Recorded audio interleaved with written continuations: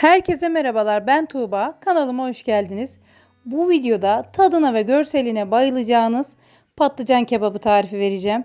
Lütfen tarifimi deneyecek olanlar videoyu ayrıntılı bir şekilde sonuna kadar izlesinler. Tarifime geçiyorum. İlk olarak köftesini hazırlamaya başlıyorum. 1 adet orta boy soğanı rendeden geçiriyorum.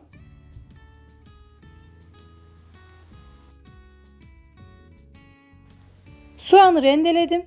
2 diş sarımsak rendeliyorum. Rendenin küçük gözünden rendeliyorum sarımsağı. 300 gram dana kıyma kullanıyorum. 1 kase yani 1 kap bayat ekmek içi kullanıyorum. Baharatlarını ekleyeceğim. Pul biber, karabiber, kimyon ve kekik ekledim. Daha önceden kıymış olduğum 4-5 dal maydanozu ekliyorum. 2 yemek kaşığı sıvı yağ ve biraz da tuz ekledim. Köftemi yoğurmaya başladım. Ve yemeğimin köftesi hazır. Patlıcanlarımı daha önceden yıkamıştım. Şimdi patlıcanlarımı hazırlamaya başlıyorum. Ben 3 tane büyük boy patlıcan kullandım. İlk olarak kenardaki yeşillerini kestim ve alacalı olarak patlıcanlarımı soyuyorum. Patlıcanlarımı soyduktan sonra yarım santim kalınlığında videoda gördüğünüz gibi kesiyorum.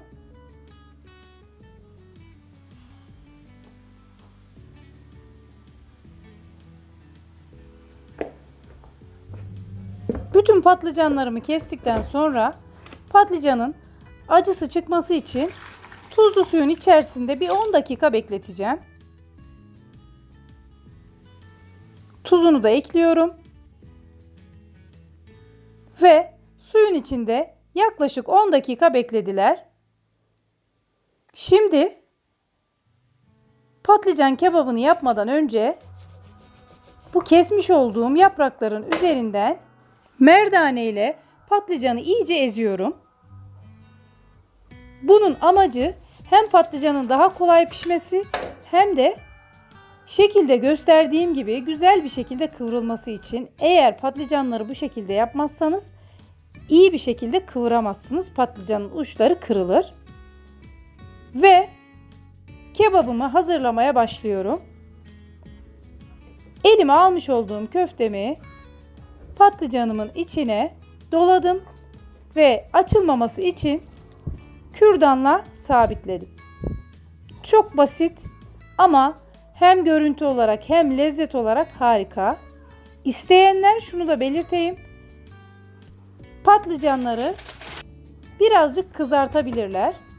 Ama ben kızartmadan da yaptım. Gayet güzel pişti. Daha sonra videonun sonunda da sizlere nasıl piştiğini göstereceğim. Patlıcan kebaplarımı hazırladım. Şimdi üzerinin sosunu hazırlamaya başlıyorum. 1 yemek kaşığı domates salçası, yarım yemek kaşığı da biber salçası kullandım. Yaklaşık küçük bir çay bardağı kadar sıvı yağ kullandım. Yani 80 milim kadar sıvı yağ kullandım. Pul biber ve tuz ekliyorum. Sıcak su yaklaşık 2,5-3 su bardağına yakın sıcak su kullandım. Sosum hazır olmak üzere ve 2 adet patates ve 2 adet domatesi daha önceden doğramıştım. Bunlarla da yemeğimi renklendireceğim. Hem de daha da lezzetli hale geliyor.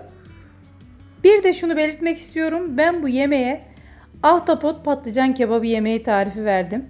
Yani şekil olarak bana ahtapotu çok andırdığı için bu ismi koydum.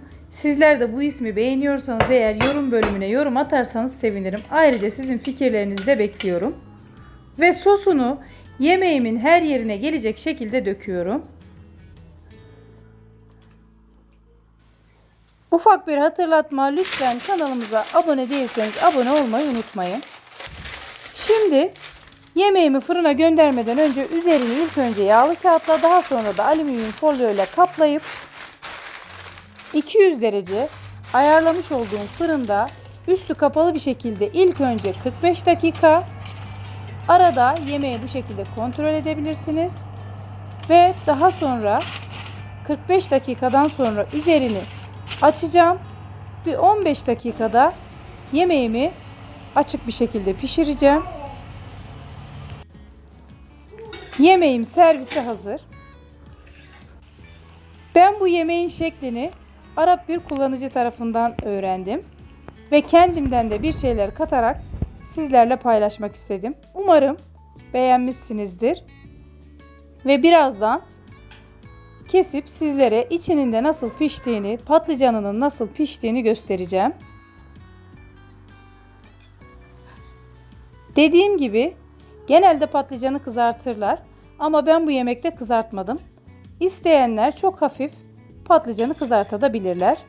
Sonunda da Tuğçe sizler için tadım yapacak. Beni izlediğiniz için çok teşekkür ederim.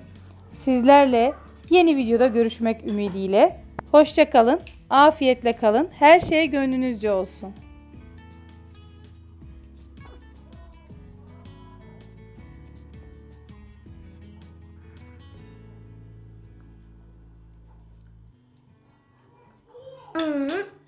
Çok güzel olmuş.